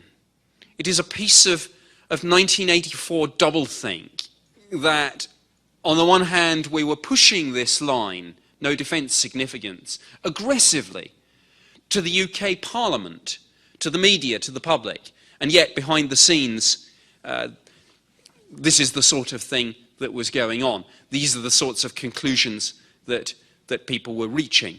And does that mean that the department lied? I'm very careful with phrases like that, words and phrases like that. I think there is a case to be made that if they didn't lie, they were somewhat economical with the truth, to borrow a phrase. You may remember that one from the Spycatcher trial, but that's a whole nother story. Oh, by the way, this is slightly off topic, but I think it gives you a sense of how the MOD perhaps spins an issue and downplays an issue. But a few years ago, the same sorts of areas of the Ministry of Defence as were involved in this study looked at the issue of so-called remote viewing. This is a very technical sounding term for seeing whether psychics might be able to locate items of interest to defence. Now, we didn't do this because we corporately believed in ESP, but we did it because it was what you might consider a low probability, high impact situation. Look, chances are it won't work, but if it does, the payoff is so huge that it's worth putting a little bit of money and effort into this. And I don't have it with me, but again, you can go to the Ministry of Defence website, you can key in, I think, the term remote viewing, and you'll be able to turn up a study into this. The study wasn't done very well for a number of reasons which are really outside the scope of this talk. What is, I think, relevant to this talk, because it's another good example of spin and downplaying something which is something exotic that Ministry of Defence has looked at, but doesn't really want to be caught looking at in quite this depth. When you read, when they had to put this out because of a Freedom of Information Act request, they slipped it out onto the website on the same day, and it went out under the heading remote viewing. And with apologies, because I hadn't planned to unpack this particular anecdote until a few minutes ago. So I don't remember the exact quote, but I think it's a pretty fair paraphrase. And it starts off by saying, some years ago, we became interested in the idea of what people might be able to see. And we decided to look at this issue. Nowhere on the front page where this thing was posted did you see the word psychic. Nowhere did you see the word clairvoyant. Nowhere did you see the phrase ESP. And part of that was to spin this as something completely different and hope that no one would notice. Comes back to the point, best place to hide a book is in a library, best place to hide a tree is in a forest. But the other reason, of course, is that I suspect, though I don't know, that it was thought that this would be another useful tactic for ensuring that this didn't come up particularly high on the rankings when people started searching using keywords like remote viewing. So again, it's an interesting example, I think, of how governments can play down their involvement and their interest in these sorts of exotic areas that governments can and do look at. Not because they necessarily believe it's all true, but because they are interested in the potential payoffs if it does turn out to work. And it's no secret now, and many of the records have been declassified, that certainly the US government did have a number of remote viewing programs and did see if they could be used to locate things like hostages in Beirut, the locations of Soviet ballistic missile submarines on patrol, terrorist training camps, drug shipments, etc., etc. That's all pretty much a matter of public record now. So I think that gives you an insight into how MOD looked at the UFO issue, and remote viewing too, but really pushed a very watered down version of this when Parliament asked. And Parliament is to the UK, I guess, what Congress is here. I mean, if parliamentarians are looking and asking about this issue, or any issue, you drop everything and you have to give them an answer. And if you lie to them or if you mislead them, even inadvertently, there will be consequences. So this is no small thing when Parliament starts to take an interest in UFOs, but as I say, consistently over the years, this no defense significance soundbite was trotted out again and again. I want to perhaps move the discussion just slightly off Ministry of Defence for a moment, but it's directly relevant to what we're talking about here this week. And we haven't really gotten into wider issues, I think, of who else is looking at this. And we've had a couple of questions. People have said, well, what does the mainstream scientific community think about this? What does academia think about all this? And I think it's fair to say that, generally speaking, the scientific community is extremely skeptical about UFOs. But I do just want to touch on two discussion meetings that took place in 2010 that I attended, which I think might offer an interesting insight into how some of these issues can be taken forward and how this question can perhaps be broken out and looked at in a wider way. The Royal Society is one of the most prestigious scientific organizations on the face of the planet. And it celebrated, we Brits love things like this, it celebrated its 300th anniversary, I think, a few years ago. We do things like that.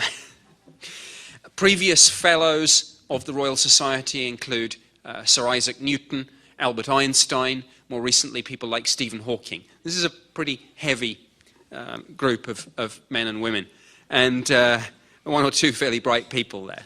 And they held two discussion meetings in 2010. The first was called The Detection of Extraterrestrial Life and the Consequences for Science and Society. And the second one, which was really a follow-up, building on some of those themes, was Towards a Societal Agenda on Extraterrestrial Life. Now, this is the sort of thing I'm sure that many people here today would have loved to have attended and heard about and been involved in. And there was nothing secret about this. The proceedings were published on the web. The meetings were open. I just walked in. I think I had to pick up an invite, but it wasn't hard. And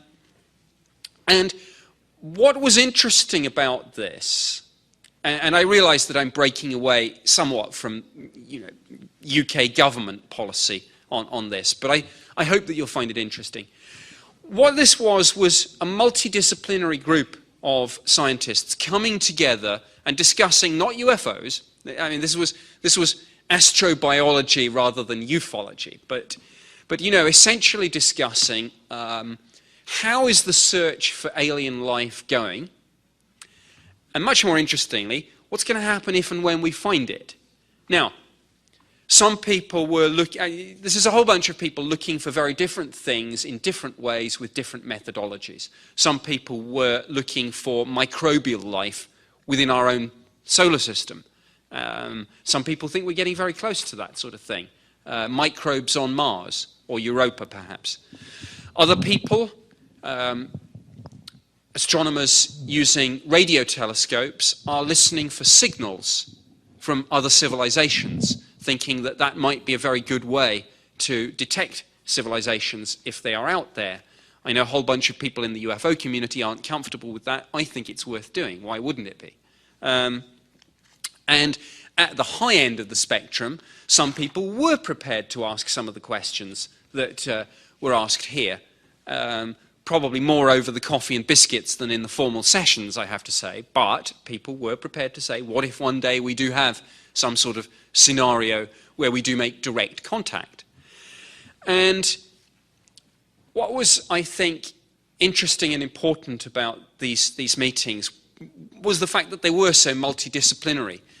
You had chemists, biologists, physicists, astrophysicists, cosmologists, but also anthropologists, theologians, psychologists. And the meetings did address some of the really interesting questions that I think fall out of this issue, but perhaps don't get discussed. Sometimes we get a little bit too hung up, I think, on does it exist or doesn't it?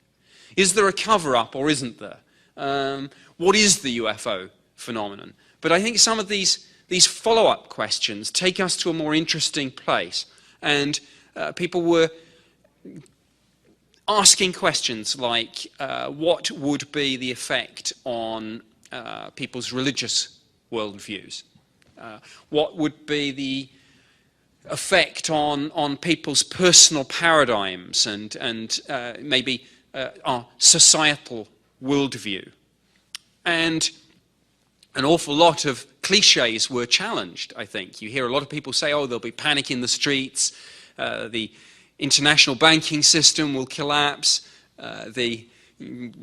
people's religious faith will be shattered. Actually, a lot of those things turn out not to be true.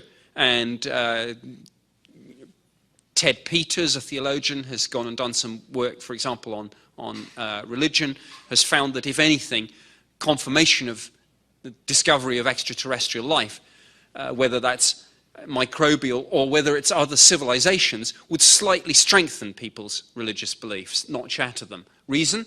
I guess it just makes the universe look even more bigger and wonderful. So, you know, sometimes you have to ask these questions in a scientific way and get beyond the cliches to get to some of the more interesting aspects, I think, of this intriguing mystery.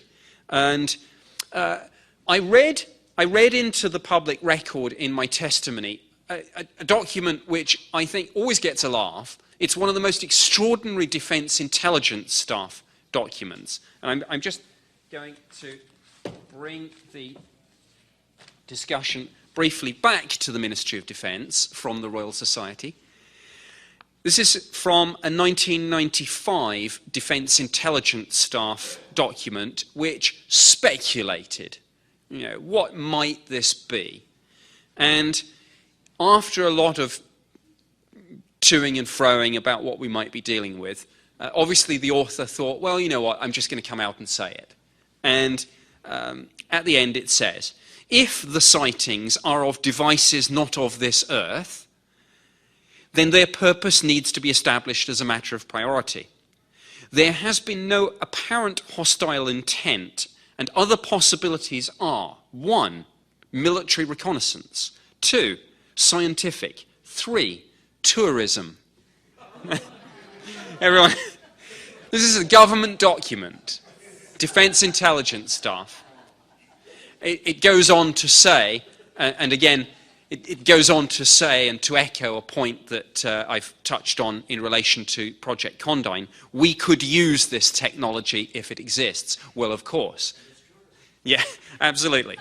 But people, I think, laugh about that line, tourism, and say, are these people serious? Are these really government intelligence experts writing this sort of thing? Yes. They are. And actually, it's an interesting point, and it's a point that came up at the Royal Society. Think about it this way.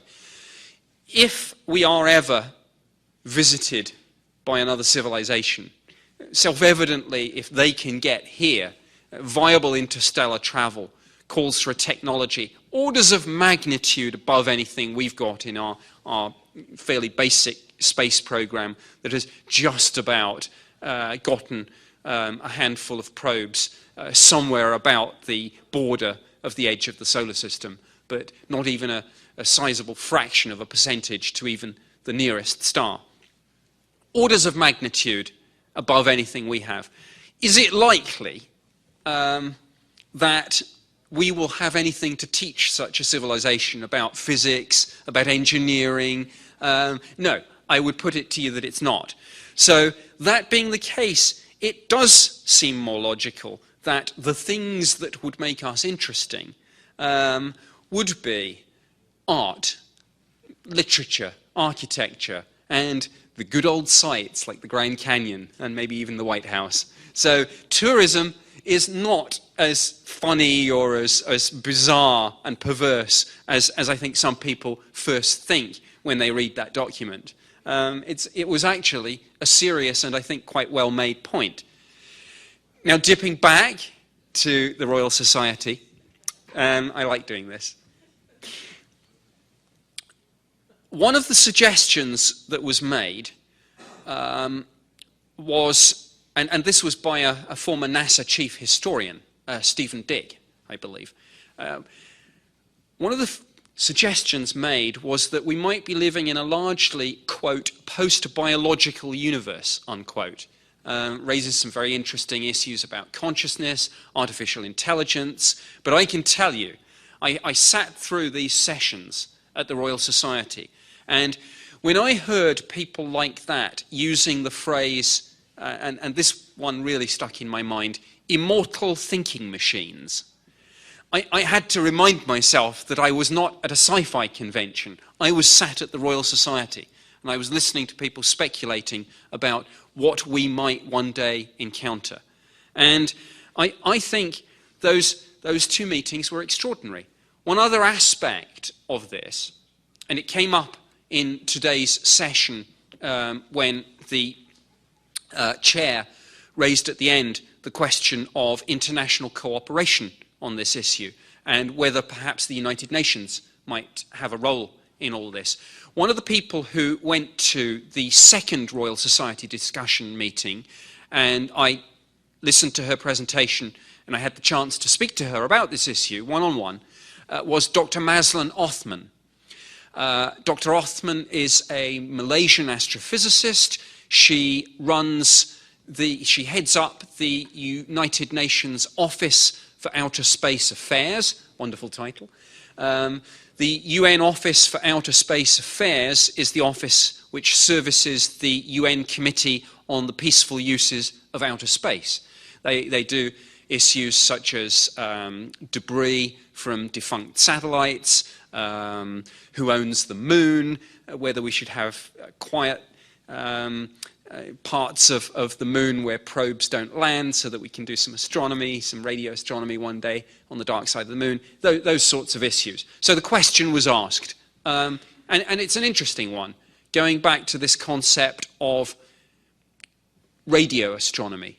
And what if we picked up a signal, which the scientific community, of course, regard as far more likely than the archetypal landing on the White House lawn? And I suspect they're probably right, though I will just quote the late, great counterculture philosopher Terence McKenna, who said in relation to this, that to search the galaxy expectantly for a radio signal was as culture-bound an idea as searching it for a good Italian restaurant. But that being the case, I do think it is arguably rather more likely that we'll pick up a signal than we'll have someone land on the White House lawn, though, of course, I can't rule it out.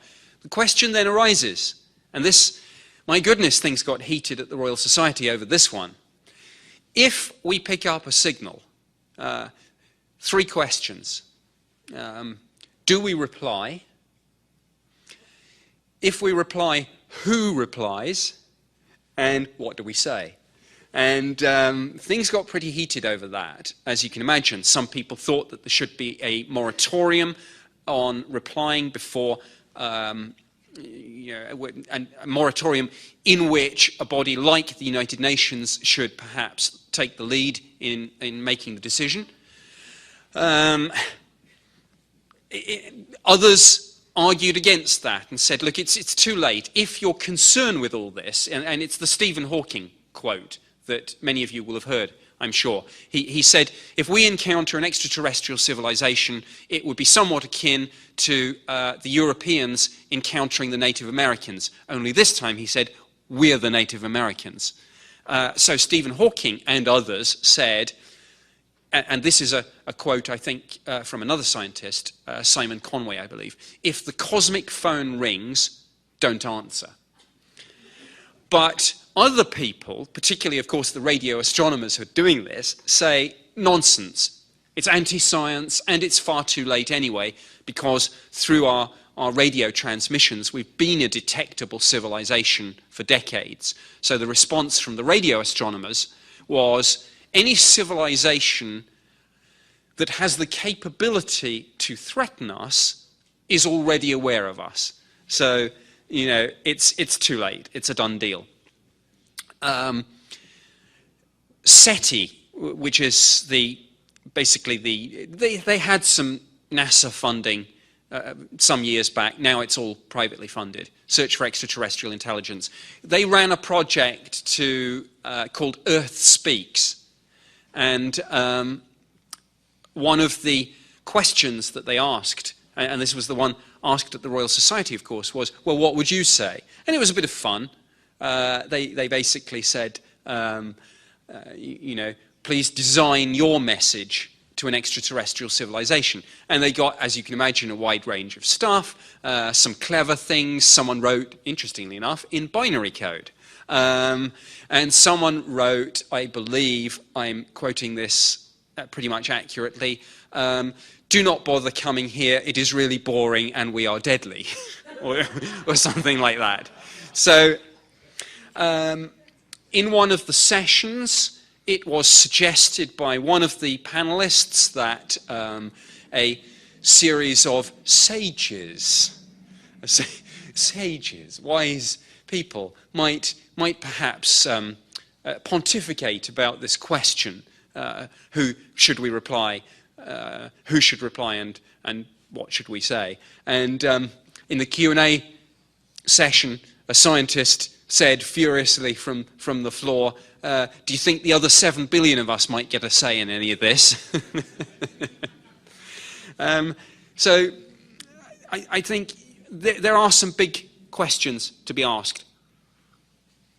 One of the other fascinating questions and issues that came up at the first Royal Society discussion meeting was the search for the shadow biosphere. This is a very interesting question, I think, which a lot of people in the UFO community don't really follow, but it's quite interesting, and it's directly relevant to the question of whether there is or isn't alien life. And here's the thing. You'll often hear people say, in relation to life on Earth, life arose almost as soon as it really could, given the cessation of planetary bombardment in the very early part of the history of planet Earth. And people are fond of saying, oh, life arose quickly and easily, even though no one is entirely clear how it arose. And that's not even getting into the whole science versus religion debate. But here's the problem with that. For those people who like to say that should be proof that the cosmos is full of life. The problem is if life did develop quickly and easily on planet Earth, why only once, apparently? Why does all life seem to be traceable back to what science calls the UCA, the Universal Common Ancestor? If life is so quick and easy, why isn't it cropping up spontaneously now? Why hasn't it arisen twice, 3 times, multiple times? And that's a big question. And I don't have time to go into it, but suffice to say, people like Felissa Wolf-Simon, in her work at Mono Lake in California, is looking, I think, for things that might turn out to be the shadow biosphere, though there is no evidence of that just yet.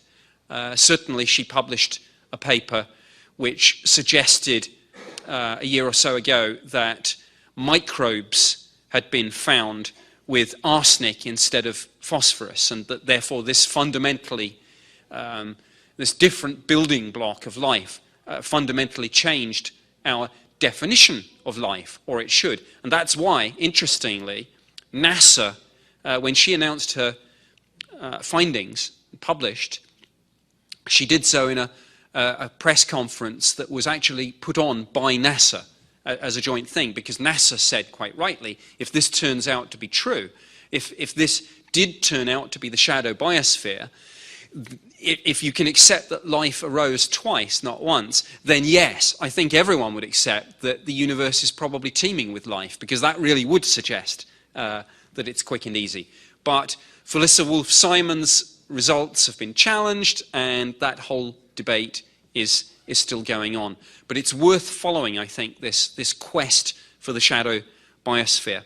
And I think I am running perilously close to eating into Gary Hesseltine's time here. I know that he'll be looking to start at 9 o'clock. So I think I'm going to wrap it up. And thank you very much indeed for listening.